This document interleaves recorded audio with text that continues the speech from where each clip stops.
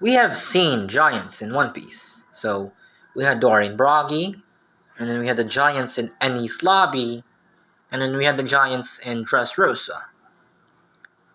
But have you seen a giant that can become even more giant? Meet San Juan Wolf. We've already known his power. He's a giant that can turn bigger. But Chapter 1080 revealed the Devil Fruit's name, which is literally the big fruit.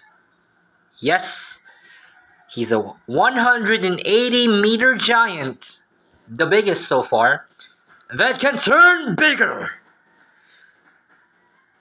Just big, like CHONK. Chunky boy!